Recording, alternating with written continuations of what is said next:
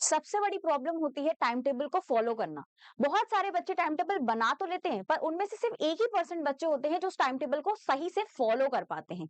यही सबसे बड़ी दिक्कत है बच्चों के साथ। अगर आपने एक अच्छा टाइम टेबल बना लिया ना और उसको अच्छी तरीके से फॉलो कर लिया, बिल्कुल स्ट्रिक्टली उसको फॉलो कर लिया, तो कोई भी ऐसा एग्जाम नहीं है जिसको आप लोग क्रैक नहीं कर सकते। और इस समय सबसे ज्यादा इंपॉर्टेंट एग्जाम आपके लिए है बच्चों, जवाहर नवोदय विद्यालय का, यानी कि आपका जेएनवी-एसटी।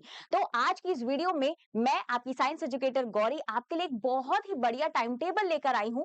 ऑल्दो किसी भी बच्चे के लिए मैं टाइम टेबल डिसाइड नहीं कर सकती, बिकॉज सबके पास अपने अपने काम होते हैं, ठीक है, अपने अकॉर्डिंग वो शेड्यूल कर सकता है, बट मैं आपको एक ओवरव्यू दिखा सकती हूँ। तो इस वीडियो में आज हम उसी टाइम टेबल के बारे में बात करने वाले हैं बच्चों। सबसे पहले एक स्लाइड मैं आप लोगों के लिए लेकर आई हूँ जिसमें लिखा हुआ है वाई।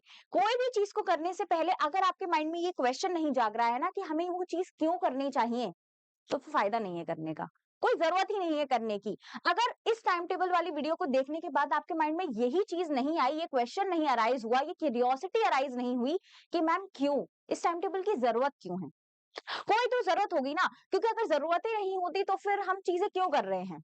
अगर आप मान लो कि पढ़ाई कर रहे हो, तो पढ़ाई क्यों करना जरूरी है, बिकॉज जेएनवी में सिलेक्शन चाहिए। तो वाई इस टाइम टेबल की जरूरत क्यों है, एक बार अपने माइंड में सोचो और कमेंट करके अपने आंसर को जरूर शेयर करना कि मैम मुझे टाइम टेबल की इसलिए जरूरत है, इसलिए ये टाइम टेबल इंपॉर्टेंट है।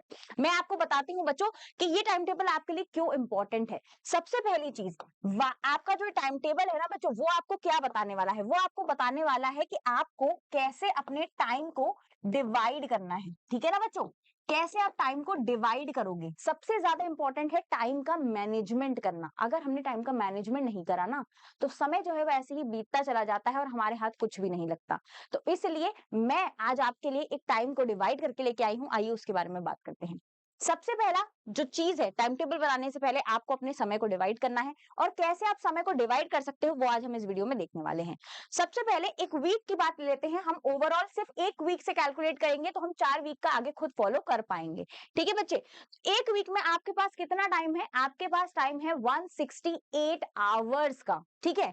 ये आवर्स में कैलकुलेशन हमने इसलिए करी है ताकि हम इजीली अपने लिए एक पर्टिकुलर टाइम निकाल पाए जिसमें हम पढ़ाई करें, वो भी जेएनवी के लिए, साथ ही साथ में आपके स्कूल को भी हम मैनेज कर पाए, ठीक है बच्चे। इसी के साथ आपका स्कूल जो है वो 36 आवर्स लेगा, पूरे वीक का कैलकुलेशन है ये। स्लीप आपको 56 आवर्स लेंगे आप। ट्यूशन है आपकी 6 आवर्स की। फूड एंड प्ले है आपका 14 आवर्स, एंड अदर्स जो आपके दूसरे वर्क हैं वो भी आपके 14 आवर्स को मिलाकर बनाए जाते हैं, ठीक है। यहाँ पर टोटल होता है इसका कितना, 126 आवर्स। समझ रहे हो ना कि 168 आवर्स है हमारे पास वीक में, और 126 आवर्स जो है वो हमारे यहाँ चले जा रहे हैं, जिसमें आप स्कूल में पढ़ाई कर रहे हो, ठीक है। यहाँ पर भी आपको क्या मिल रहा है, एजुकेशन मिल रही है, नॉलेज मिल रही है। आप ट्यूशन की बारी आती है, ट्यूशन में भी आप सेम सब्जेक्ट्स को पढ़ते हो जो आपके जेएनवी में भी आने वाले हैं, साथ ही साथ में स्कूल के एग्जाम्स में भी आने वाले हैं, ठीक है बच्चे। आगे बढ़ते हैं, आगे बढ़ते हैं। हमारे पास अब प्रोडक्टिव आवर्स कितने बचे, मतलब एट द एंड हमारे पास बचा क्या है, ये सबसे ज्यादा इंपॉर्टेंट चीज होने वाली है। तो हमारे प्रोडक्टिव आवर्स कितने होंगे बच्चों, 168 माइनस 126 आवर्स जो हमने अपनी दूसरे कामों में लगाए थे। तो हमारे पास टोटल आते हैं बच्चों 42 आवर्स का समय जो है वो हमारे पास है अपनी चीजों को करने के लिए, ठीक है बच्चे। इन 42 आवर्स में अब ये बच्चे जो है वो हमारे वीक के आए हैं, है ना, पूरे 7 दिनों के लिए हमारे पास 42 आवर्स हैं।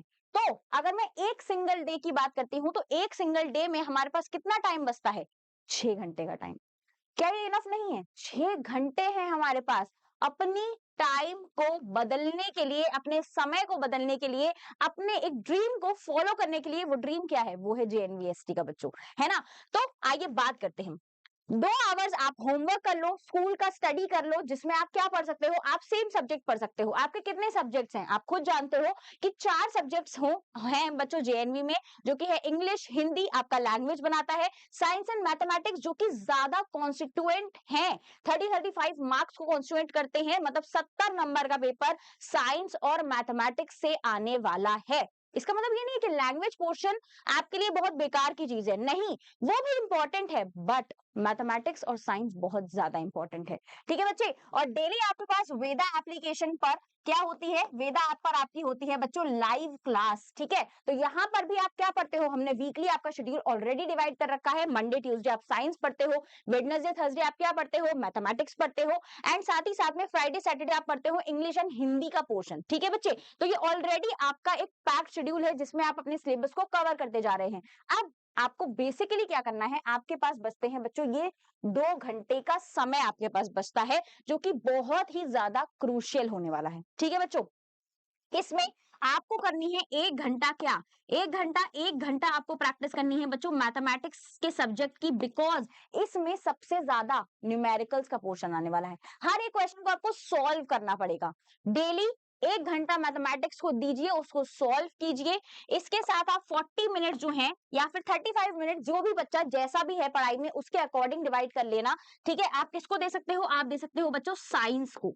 ठीक है, आराम से 35 क्वेश्चंस आपको करने होंगे, आपको कोई टॉपिक पढ़ना होगा, उनसे रिलेटेड क्वेश्चन करने होंगे, आप वो आराम से कर सकते हो 40 मिनट के समय में। ठीक है बच्चे, उसके बाद हमारे पास क्या बचता है, उसके बाद हमारे पास बचता है 20 मिनट का समय, और इस 20 मिनट को भी 10-10 में आप डिवाइड करो, क्योंकि ये है आपका लैंग्वेज पोर्शन का टाइम।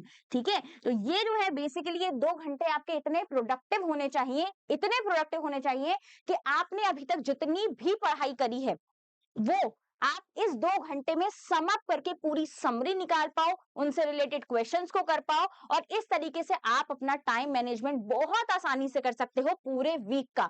अगर मैं संडे की बात करती हूँ तो संडे को आपको स्कूल नहीं जाना है, आपके पास मैक्सिमम नंबर ऑफ आवर्स होंगे जिसमें आप अपने पूरे वीक का, यानी कि मंडे से लेकर सैटरडे तक आपने जितना भी पढ़ाई करी है उसको रिवाइज कर सकते हो।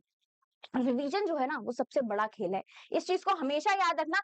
अगर रिवाइज नहीं करोगे तो दिमाग से निकल जाएंगी चीजें, दिमाग से निकली नहीं, फिर से उनको पढ़ना पड़ेगा, और वो क्या है, समय की बर्बादी, और समय अब नहीं है। तो बच्चों इन आखिरी 60 दिनों में मेरी आपसे यही रिक्वेस्ट है कि अपने लिए एक प्रॉपर टाइम टेबल बनाओ, इस ओवरव्यू को देखकर अपने लिए, और अपने एक रूम में जहां आप पढ़ाई करते हो, स्टडी टेबल पर बैठकर पढ़ाई करते हो, वहां पर एक पोस्टर चिपकाओ कि हाँ ये मेरा टाइम टेबल है और मुझे इसे फॉलो करना है। आई होप आपको ये वीडियो पसंद आया होगा और इसने आपको मोटिवेट भी किया होगा। कमेंट करके जरूर बताइएगा। तब तक के लिए bye and be safe and be healthy.